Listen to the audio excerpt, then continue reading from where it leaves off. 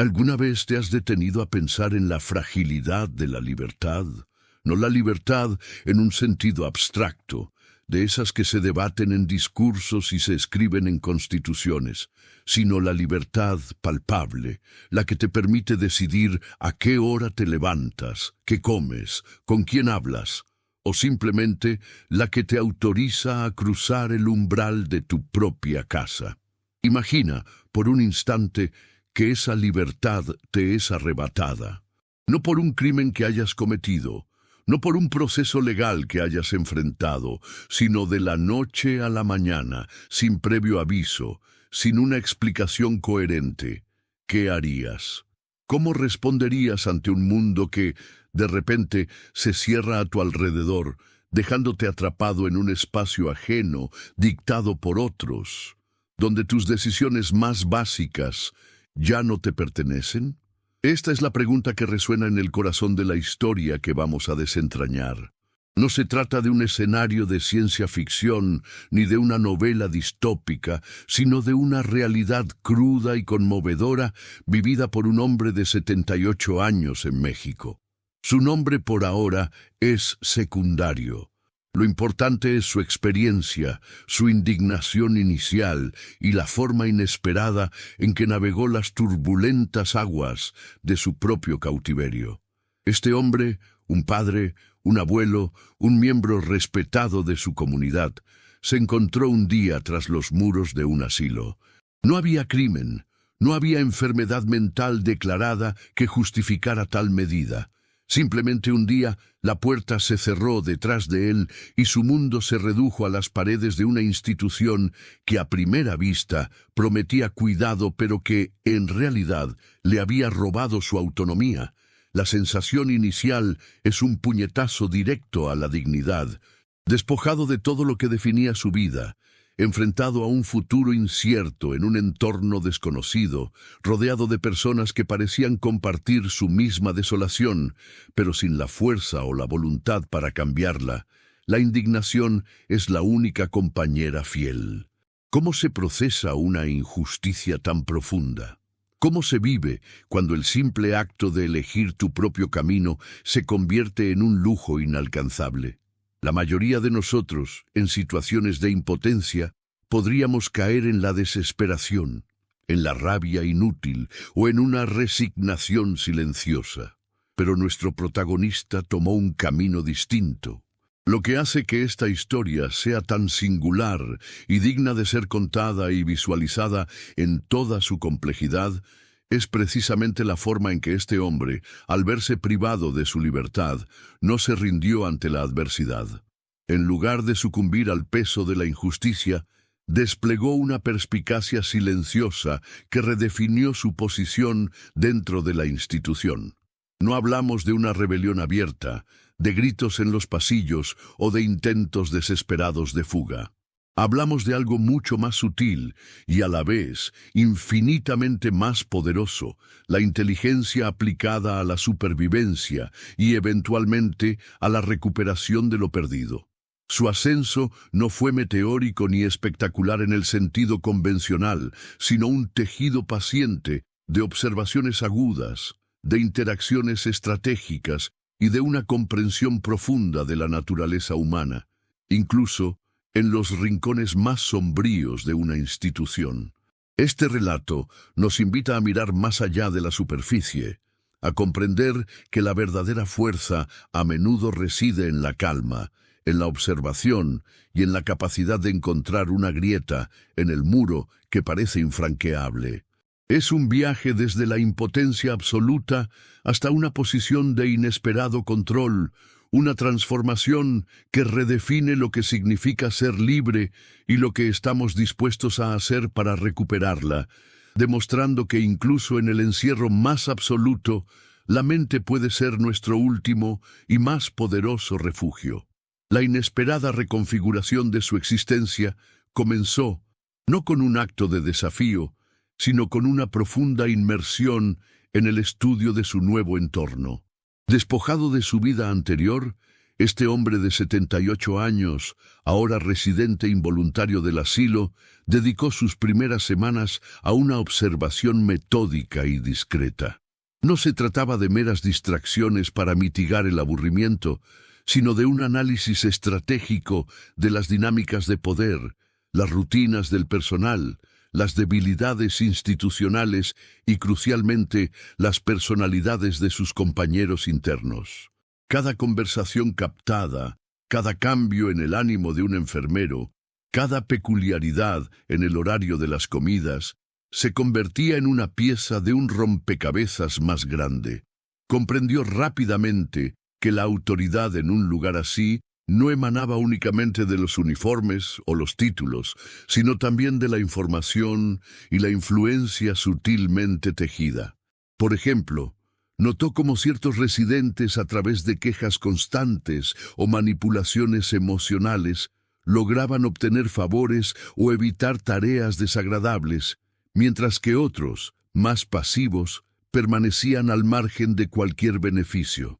Esta distinción le enseñó una lección fundamental. La pasividad era el camino directo a la irrelevancia, y la influencia, por mínima que fuera, era la semilla de la recuperación de cierto control sobre su propio destino.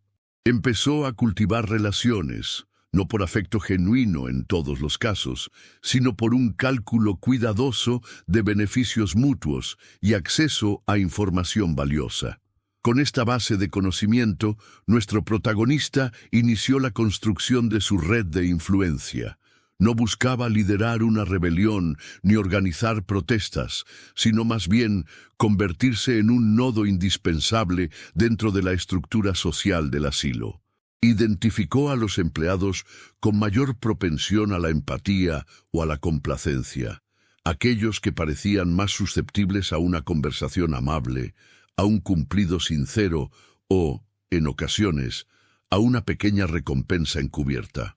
Ofreció sus habilidades, antes dedicadas a su vida profesional, a tareas que beneficiaban tanto a otros residentes como al personal. Si un enfermero estaba abrumado con papeleo, él, con su mente aún lúcida y su caligrafía precisa, se ofrecía a transcribir notas o a organizar expedientes.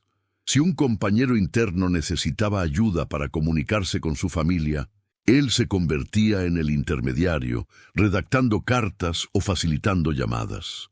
Estas acciones, aparentemente altruistas, eran en realidad movimientos calculados para ganarse la confianza y el respeto, no solo de sus iguales, sino, de manera más significativa, del personal de menor rango y eventualmente de aquellos en posiciones de mayor autoridad.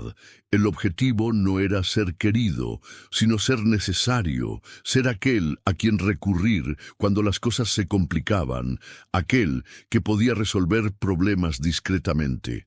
Este enfoque le permitió, además, identificar y explotar las ineficiencias inherentes a la administración del asilo. Descubrió, por ejemplo, que la comunicación entre los diferentes turnos del personal era a menudo deficiente, creando lagunas en el cuidado y oportunidades para la manipulación sutil. Se posicionó como un observador confiable, alguien que podía alertar sobre problemas inminentes o sugerir mejoras prácticas que el personal, a menudo sobrecargado, no había considerado. Por ejemplo, al notar que ciertos medicamentos se administraban a horas inconsistentes, comenzó a documentar las discrepancias y, de manera discreta, a compartir esta información con el enfermero jefe, presentándolo no como una crítica, sino como una sugerencia para optimizar el bienestar de los residentes. De igual modo, al percatarse de que la asignación de tareas de limpieza o mantenimiento a menudo recaía en los residentes más vulnerables, empezó a ofrecerse voluntario para estas labores, ganando así puntos de favor con la administración y, al mismo tiempo, asegurándose de que las tareas se realizaran de manera más equitativa y eficiente. Era un juego de ajedrez paciente, donde cada movimiento estaba diseñado para aumentar su capital social y su acceso a información privilegiada, sentando las bases para un cambio mucho mayor. La estrategia de nuestro protagonista no se limitó a la observación y la influencia interpersonal. También implicó una profunda inmersión en la estructura burocrática del asilo, desmantelando, pieza por pieza, el sistema que lo mantenía cautivo. Al notar la desorganización en los registros de admisiones y altas y la falta de seguimiento riguroso de los expedientes médicos y legales, comenzó a identificar las vulnerabilidades inherentes a la propia institución. Se dio cuenta de que muchos de los procedimientos que parecían infranqueables para los demás internos eran en realidad maleables debido a la incompetencia o la negligencia administrativa. Por ejemplo, descubrió que ciertos documentos clave para la toma de decisiones sobre la permanencia de un residente en el asilo, como informes de evaluación psicológica o dictámenes médicos, a menudo estaban incompletos o extraviados, creando un vacío legal que podía ser explotado. Aprovechando esta falibilidad del sistema, nuestro hombre comenzó a reconstruir de manera anónima y discreta los expedientes que le parecían cruciales. No se trataba de falsificar información, sino de completar datos faltantes, de organizar documentos dispersos y de resaltar aspectos que, según su astuta interpretación, favorecerían una revisión de su propio caso, o al menos pondrían en evidencia la fragilidad de la base legal de su internamiento. Se presentaba ante el personal administrativo con excusas plausibles, como la necesidad de revisar sus propios documentos para mantenerlos en orden, o para ayudar a otros compañeros a entender sus derechos, ganándose así un acceso limitado pero estratégico a la información. Esta labor, realizada con una paciencia casi monacal, fue tejiendo una red de evidencia que, sin ser directamente suya, apuntaba a las inconsistencias del sistema. Además, comenzó a cultivar relaciones selectivas con empleados que, por distintas razones, parecían estar en desacuerdo con la dirección del asilo o que poseían información privilegiada sobre las irregularidades. No buscaba aliados en el sentido de cómplices, sino más bien fuentes de información, y en algunos casos individuos que, por interés propio o por un sentido de justicia latente, podrían estar dispuestos a facilitar, pasivamente o activamente, el acceso a información o la manipulación de datos. Por ejemplo, al percatarse de que un miembro del personal administrativo tenía acceso a los archivos de las admisiones y a las comunicaciones con las familias, comenzó a entablar conversaciones casuales con él, demostrando un interés genuino en el funcionamiento del asilo y, sutilmente, extrayendo detalles sobre los procesos de internamiento y las bases legales que los sustentaban. Esta fase de su estrategia se centró en la recopilación de inteligencia y en la identificación de las personas clave dentro de la jerarquía del asilo, no para enfrentarlos directamente, sino para comprender sus motivaciones, sus debilidades y sus posibles puntos de influencia.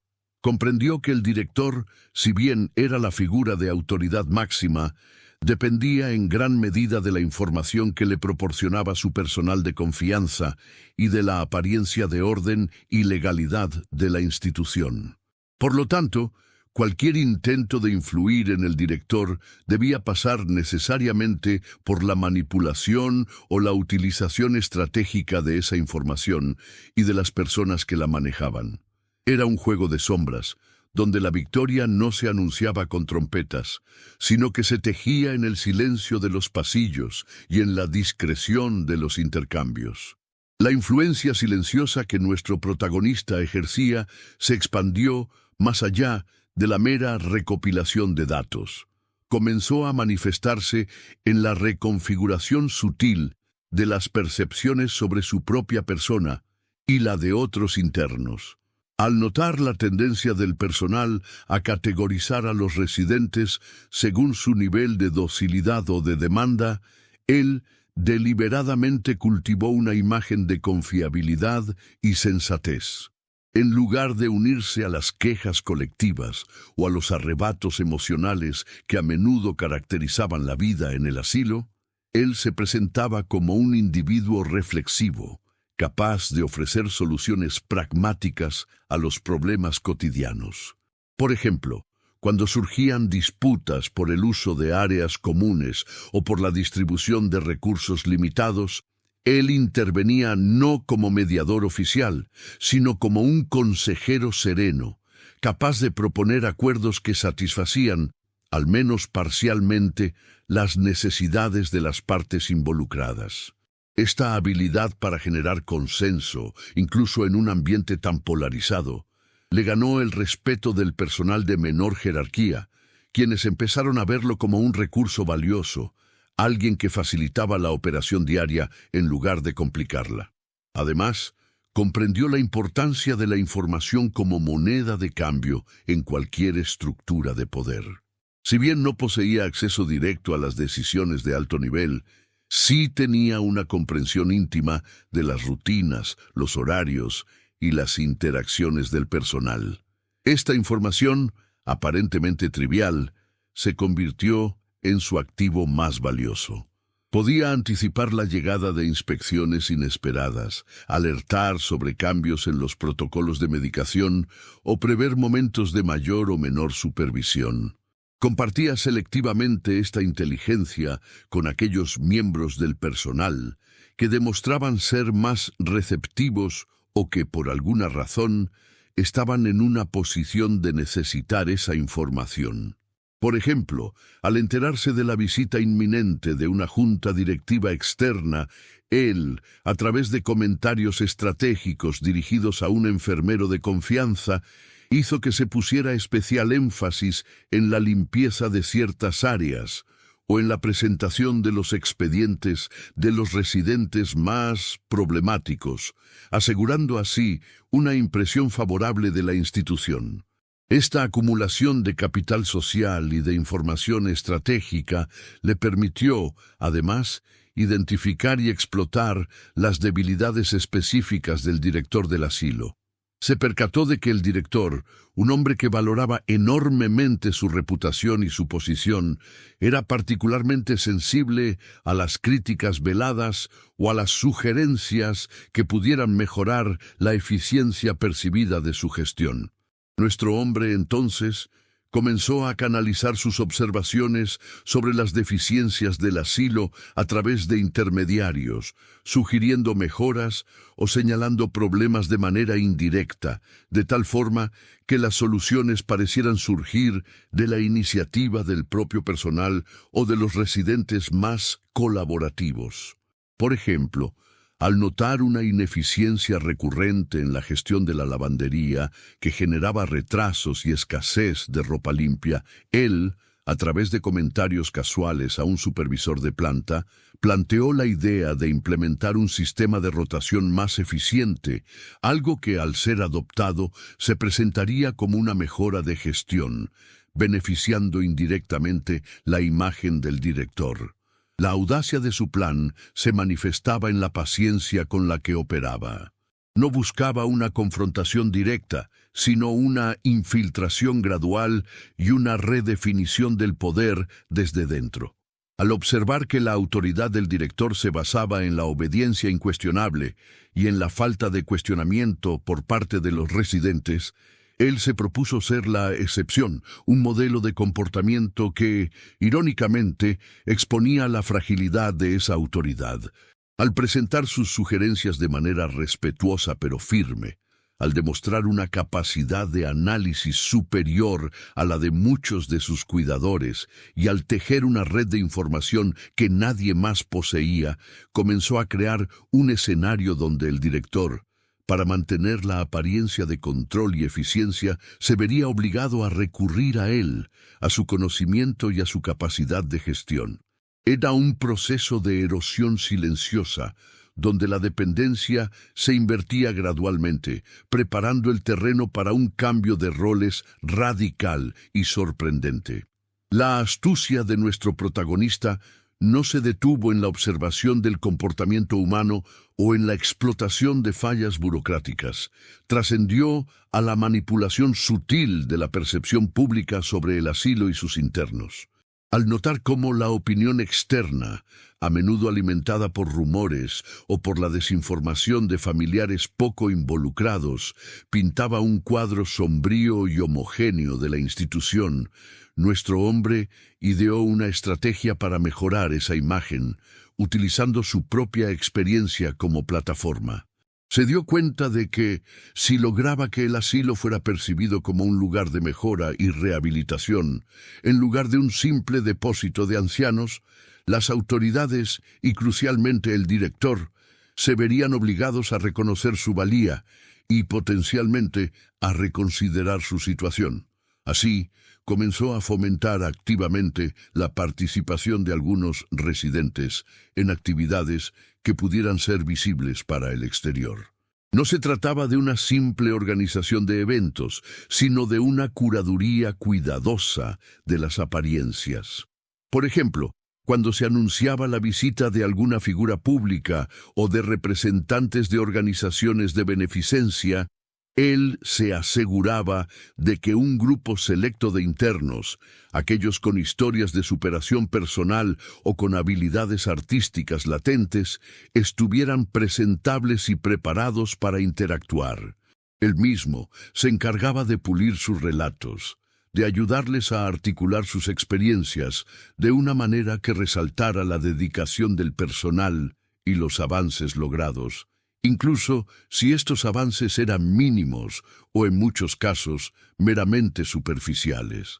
Este esfuerzo coordinado buscaba crear una narrativa de éxito, un espejismo cuidadosamente construido para impresionar a los visitantes y a través de ellos influir en la percepción general del asilo. Además, aprovechó las oportunidades para generar evidencia indirecta de su propia competencia y de la eficacia del asilo bajo su sutil influencia. Por ejemplo, si había un proyecto de mejora menor en las instalaciones, como la creación de un pequeño huerto o la organización de una biblioteca de bolsillo, él se aseguraba de que el progreso fuera visible y de que se documentara de manera que resaltara la iniciativa y la capacidad de gestión, atribuyendo implícitamente el éxito a la buena administración. En ocasiones, incluso redactaba informes de progreso anónimos, detallando los beneficios de estas iniciativas, y los dejaba en lugares estratégicos para que fueran encontrados por el personal directivo. Era una forma de sembrar ideas y de influir en la toma de decisiones sin revelar su mano, presentando las soluciones como si fueran hallazgos propios del sistema, pero en realidad orquestadas por él. Esta manipulación de la percepción externa también le permitió, de manera indirecta, ejercer presión sobre el director. Al generar una imagen positiva del asilo, estaba creando un entorno en el que cualquier medida drástica o injustificada contra él sería más difícil de justificar ante los ojos de la comunidad o de las autoridades superiores. Estaba, en esencia, construyendo un escudo de reputación, no solo para la institución, sino para sí mismo, posicionándose como un activo valioso para la imagen pública del lugar. Si el asilo era visto como un centro de cuidado ejemplar, y él era uno de sus residentes modelo que contribuía a esa imagen, entonces su internamiento prolongado o sus condiciones de vida se volvían, para el director, un riesgo de reputación que debía ser gestionado con cuidado. Esta estrategia de ablandamiento de la imagen institucional fue fundamental para preparar el terreno para el giro final de su prolongada y silenciosa batalla. La astucia de nuestro protagonista dio un giro cualitativo al enfocarse en la desarticulación de la red de información que sostenía la autoridad del director. Había observado que las decisiones importantes, desde la asignación de recursos hasta la aprobación de permisos de salida para los internos, rara vez se basaban en un análisis riguroso de las necesidades individuales, sino más bien en la conveniencia administrativa y en la percepción de control absoluto. Comprendiendo esto, empezó a sembrar dudas calculadas, no a través de acusaciones directas, sino mediante la presentación de datos alternativos y la sugerencia de que ciertos procedimientos, aparentemente sólidos, ocultaban ineficiencias significativas. Por ejemplo, al notar que la asignación de personal de enfermería se basaba en un cálculo de horas fijas, independientemente de las fluctuaciones en las necesidades de los internos, comenzó a recopilar discretamente información sobre los picos de demanda de atención en diferentes momentos del día o de la semana. Luego, presentaba esta información al supervisor de enfermería no como una crítica a la planificación existente, sino como una observación sobre cómo una reorganización inteligente podría mejorar la atención y reducir el estrés del personal. Esta estrategia, al sugerir una mejora que beneficiaba a todos, pero que en realidad exponía la rigidez del sistema original, erosionaba sutilmente la confianza en las decisiones del director. Además, identificó un punto débil clave en la gestión del director: su dependencia de la información filtrada por su círculo de confianza, quienes, a su vez, a menudo estaban más interesados en mantener su propia posición que en la eficiencia real del asilo. Nuestro hombre se propuso convertirse en una fuente de información alternativa y más fiable. Al interactuar con personal de distintos niveles, desde los auxiliares de limpieza hasta los administradores de menor rango, recopilaba detalles sobre el funcionamiento interno, las quejas del personal, las dificultades logísticas y, crucialmente, las comunicaciones informales entre los directivos.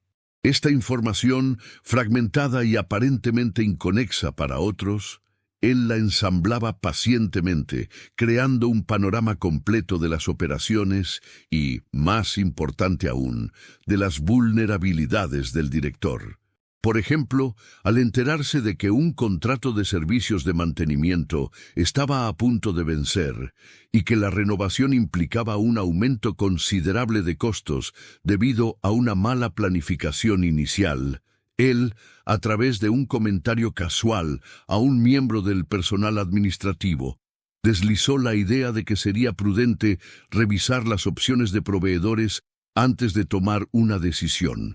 Esta recopilación estratégica de información no buscaba la confrontación, sino la construcción de un conocimiento que lo posicionara como un interlocutor indispensable.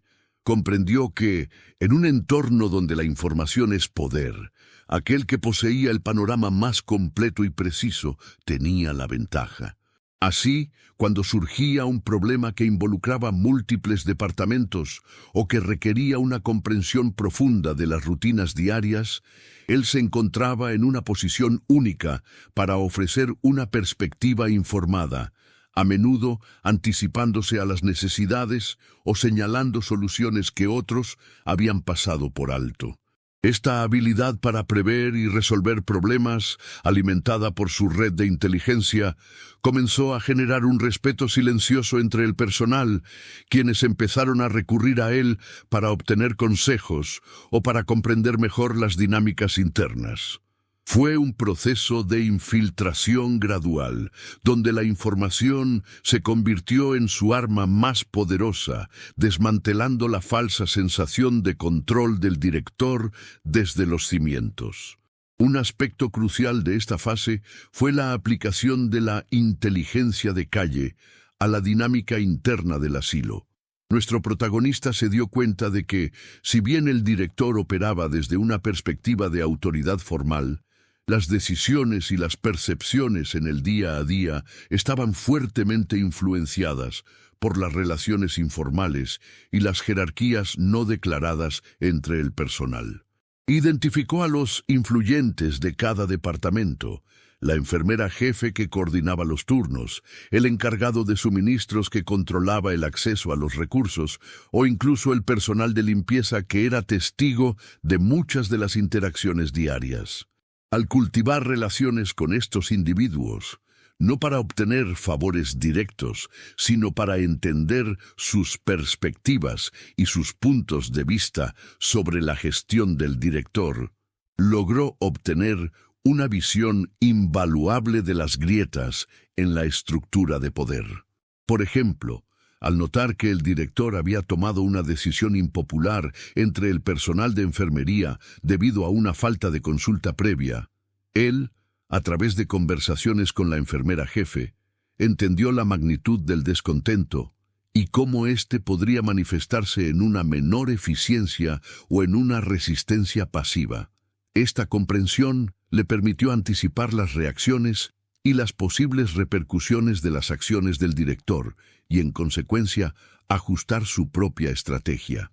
No se trataba de fomentar el conflicto, sino de canalizar la insatisfacción latente de manera constructiva, sugiriendo alternativas que, al ser adoptadas, beneficiarían tanto al personal como a la percepción de la gestión.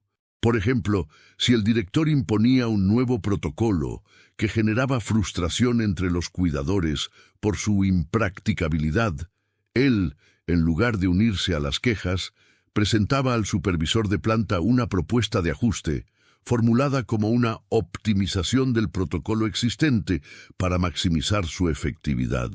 Esta táctica no solo le ganaba el favor del personal, sino que también demostraba al director, de manera indirecta, que sus directivas podían ser mejoradas, sembrando la semilla de la duda sobre su propia infalibilidad y creando una dependencia sutil de la perspicacia de nuestro hombre. Finalmente, este enfoque en la inteligencia de calle le permitió identificar oportunidades para desestabilizar la información que llegaba al director, no mediante la falsificación, sino por la omisión estratégica o la presentación selectiva de datos. Al comprender que el director se basaba en informes resumidos y a menudo superficiales, nuestro hombre se dedicó a recopilar y organizar información detallada sobre aspectos específicos del funcionamiento del asilo, que luego, de forma anónima o a través de intermediarios, llegaba a las manos adecuadas. Por ejemplo, si se estaba evaluando la necesidad de contratar personal adicional, él se aseguraba de que los informes sobre la carga de trabajo real, las horas extras no remuneradas y las quejas sobre la falta de personal llegaran a los oídos de quienes podían influir en la decisión, presentando un caso sólido y basado en evidencia para una intervención que de otro modo el director podría haber ignorado. Fue un juego de paciencia y precisión, donde cada dato recopilado y cada interacción calculada servían para desmantelar la autoridad del director desde dentro, construyendo lentamente una nueva dinámica de poder. La consolidación de su influencia se manifestó en la habilidad para anticipar y neutralizar las jugadas del director, no mediante la confrontación, sino a través de la proactiva gestión de la información y la percepción. Comprendió que el director, ansioso por mantener una imagen de autoridad impecable, se basaba en informes selectivos y a menudo en la desinformación proporcionada por su círculo cercano. Por ello, nuestro hombre se dedicó a cultivar una red de informantes dentro del personal de menor rango, no para obtener chismes, sino para comprender las dinámicas de poder subyacentes y las verdaderas cargas de trabajo. Por ejemplo, al enterarse de que un nuevo protocolo de administración de medicamentos estaba generando confusión y errores por falta de capacitación adecuada, no lo denunció abiertamente. En su lugar, se aseguró de que la enfermera jefe, una figura influyente entre el personal, recibiera datos precisos sobre los incidentes y las horas de capacitación que faltaban, presentándolo como una oportunidad de mejora, para el equipo. Este enfoque, en lugar de crear un conflicto directo, posicionó a nuestro protagonista como alguien que identificaba problemas y proponía soluciones discretas, ganándose la confianza de aquellos que manejaban la información operativa. Adentrándose aún más en la estructura de poder, nuestro protagonista identificó las fuentes de la autoridad del director más allá de su puesto formal. Se dio cuenta de que, si bien el director ostentaba el título, la verdadera influencia residía en aquellos que controlaban el flujo de información y la ejecución de las tareas diarias. Por ello, comenzó a interactuar de manera sistemática con el personal administrativo de menor nivel, aquellos encargados de los registros, la logística y la comunicación con las familias. Al ofrecer su ayuda para organizar expedientes, al recordar detalles importantes sobre las citas médicas o al facilitar la comunicación entre departamentos, se convirtió en un recurso indispensable.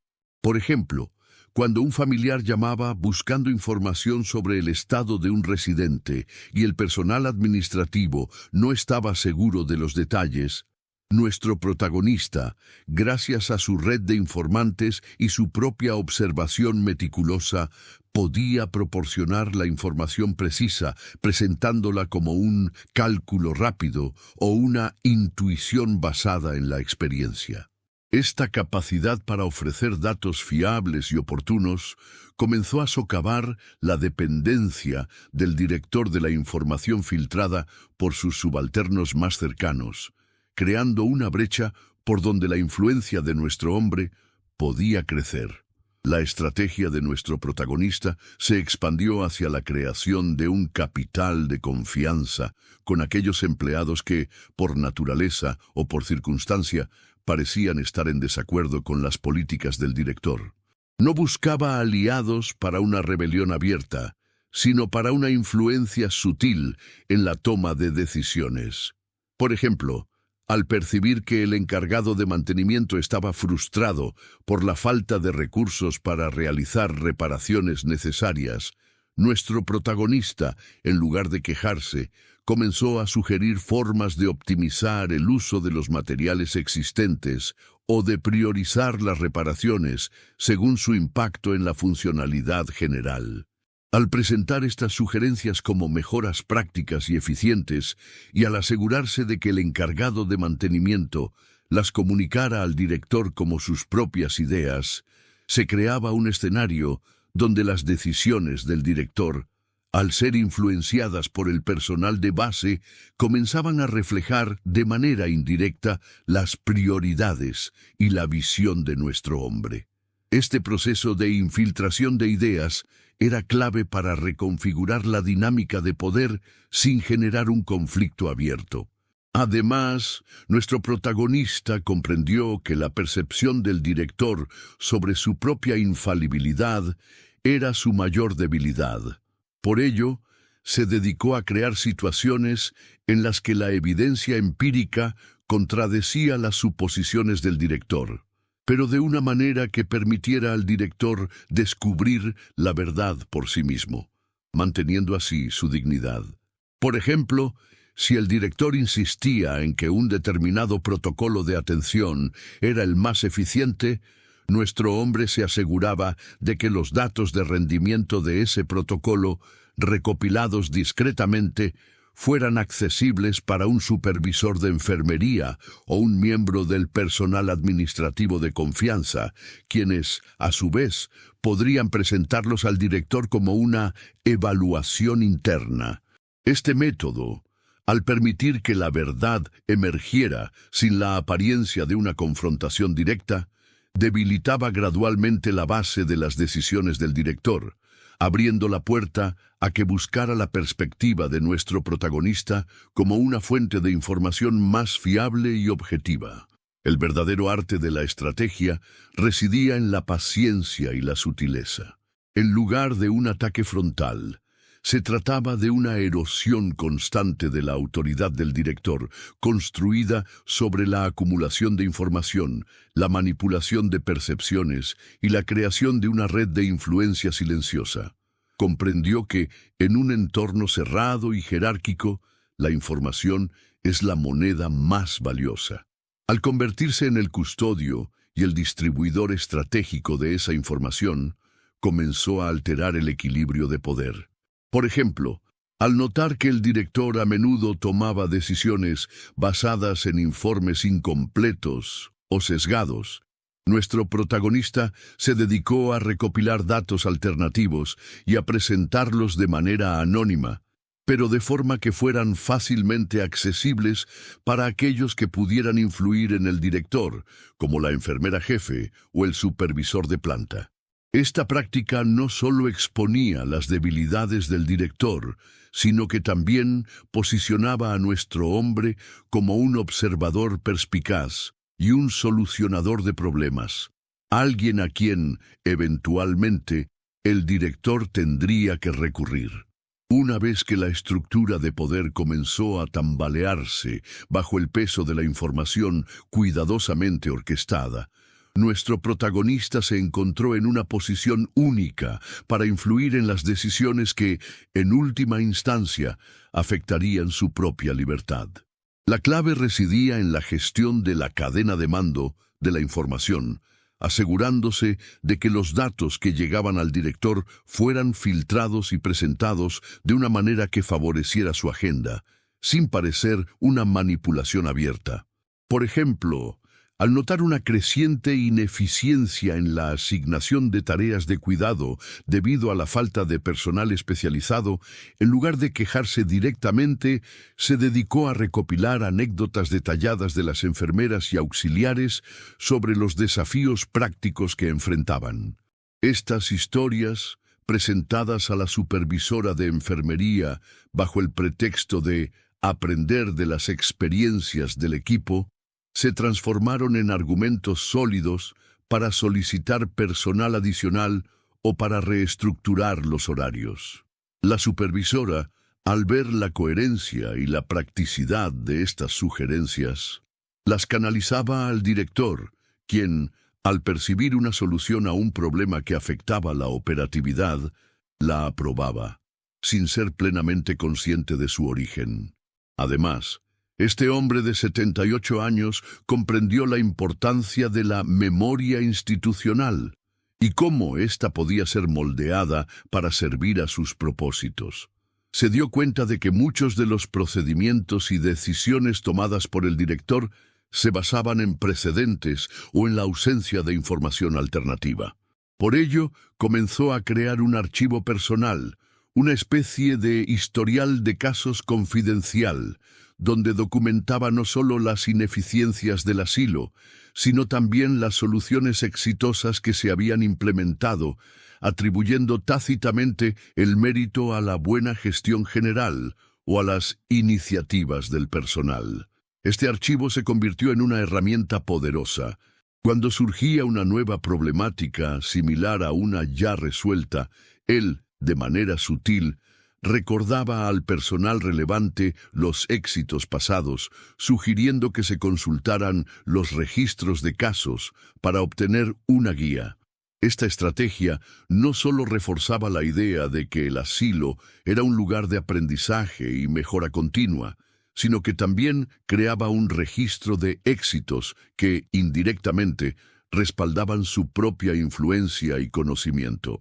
La forma en que nuestro protagonista manejaba las relaciones con el personal de menor rango fue fundamental para consolidar su posición.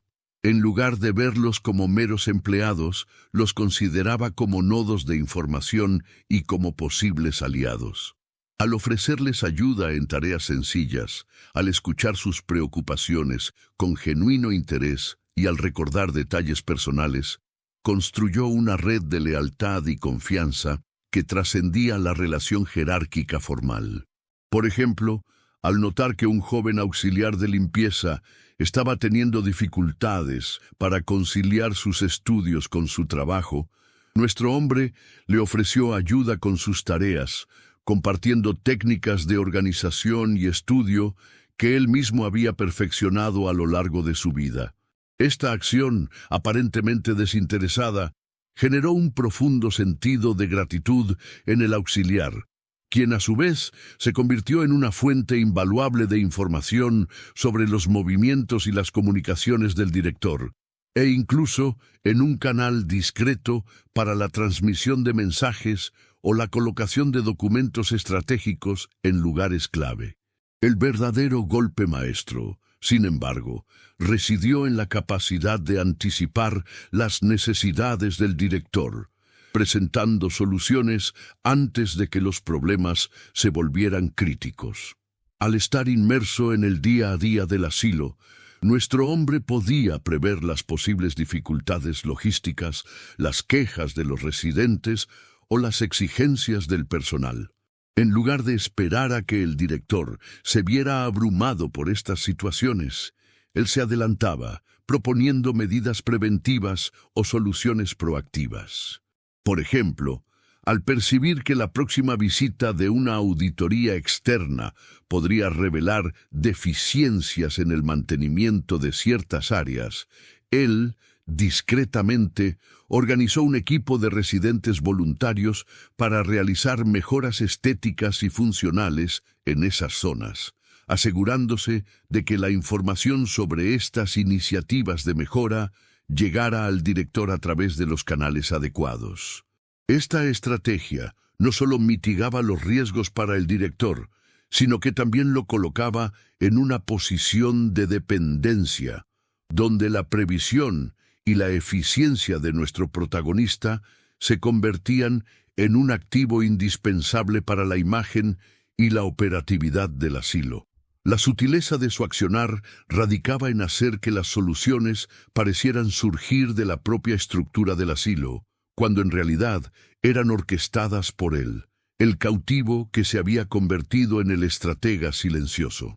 Finalmente, la culminación de su estrategia se manifestó en la capacidad de reorientar la narrativa oficial sobre su propio internamiento. Al darse cuenta de que las razones originales de su reclusión eran, en el mejor de los casos, dudosas y, en el peor, inexistentes, comenzó a trabajar activamente para construir una nueva historia, una que justificara su permanencia en el asilo, pero desde una perspectiva de contribución y valor. Se ofreció voluntario para tareas que requerían habilidades específicas, como la organización de eventos comunitarios, la mediación de conflictos entre residentes o la asistencia en la redacción de documentos administrativos. Cada una de estas acciones era cuidadosamente seleccionada para demostrar su capacidad intelectual, su liderazgo natural y su compromiso con el bienestar de la comunidad del asilo. Al hacerlo, estaba creando un registro de sus contribuciones, un cuerpo de evidencia que, cuando llegara el momento adecuado, podría ser utilizado para cuestionar la pertinencia de su internamiento inicial. Asimismo, nuestro hombre de 78 años comprendió la importancia de la opinión pública dentro de los muros del asilo.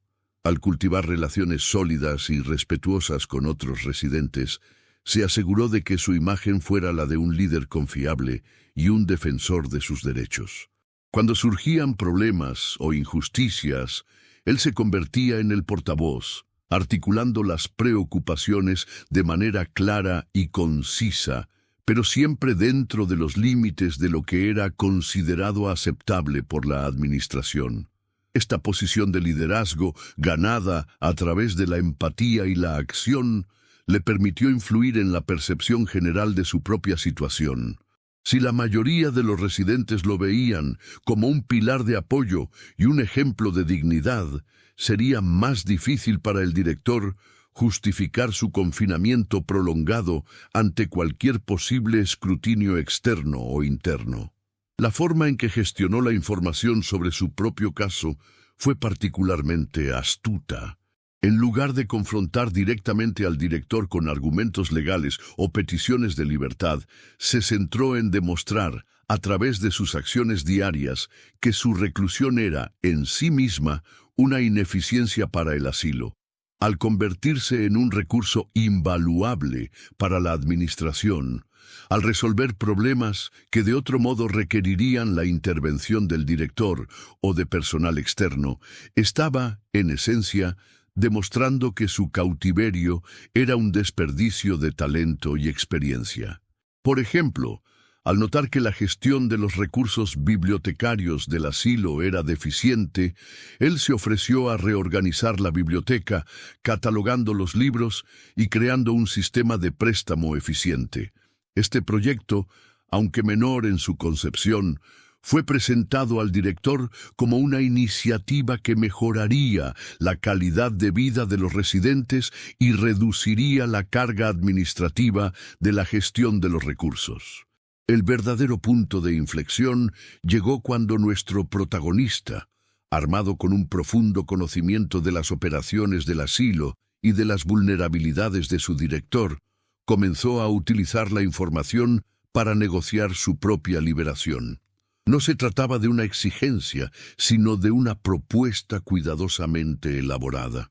Al identificar que el director estaba bajo presión para mejorar la reputación del asilo ante posibles inversores o donantes, nuestro hombre presentó un plan detallado para optimizar la gestión de los recursos humanos y mejorar la eficiencia operativa. Un plan que, en esencia, requería su propia libertad para ser implementado plenamente. La audacia de su propuesta radicaba en que, al ofrecer su experiencia y su capacidad de gestión para el beneficio del asilo, estaba, en realidad, negociando su salida de él. Estaba transformando su condición de cautivo en la de un consultor indispensable, un giro que preparaba el escenario para un desenlace inesperado y profundamente irónico. Al tejer estas hebras de observación, influencia y estrategia, se revela un tapiz complejo donde la resiliencia humana se entrelaza con la intrincada arquitectura de las instituciones. La travesía desde la privación inicial hasta la reconfiguración del poder no fue un evento singular, sino la culminación de un proceso paciente, donde cada interacción, cada dato recopilado y cada percepción moldeada actuaron como hilos invisibles que, al unirse, tejieron una nueva realidad. Hemos sido testigos de cómo la aparente impotencia puede ser un terreno fértil para una inteligencia aguda, capaz de discernir las corrientes subterráneas que mueven las estructuras de autoridad.